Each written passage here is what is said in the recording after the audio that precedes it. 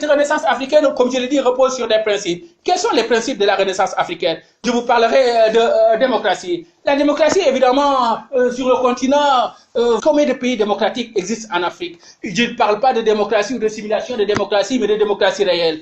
Voilà, des dictatures, il y en a durant longtemps sur le continent, des démocraties, vous me direz, certes, en gestation dans beaucoup de pays, mais voilà, des démocraties réelles. Mandela est venu évidemment avec le principe One Man, One Voice. Comme je vous l'ai dit, l'apartheid, les Noirs n'avaient pas le droit de vote, évidemment, donc, durant toutes ces périodes, ce n'était que les Blancs qui se votaient pour eux-mêmes et qui restaient à la tête de l'État sud-africain.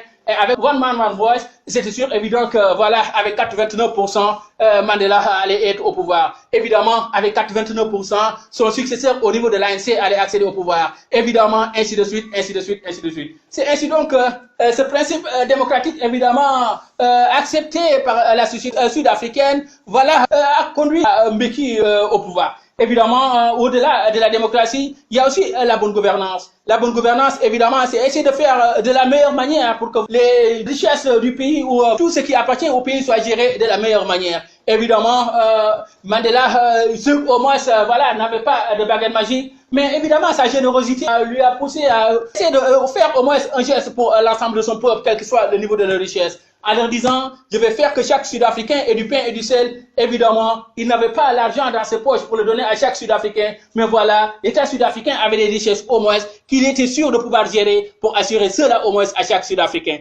Au-delà de ça, il y a le travail. Nos ancêtres, évidemment, s'appuient beaucoup sur cette notion de travail. Même si aujourd'hui, le laxisme et la facilité ou la corruption, avec évidemment beaucoup de leaders africains se détournent de la notion du travail ou font semblant de travailler. Voilà des valeurs évidemment que nous devons remettre en avant.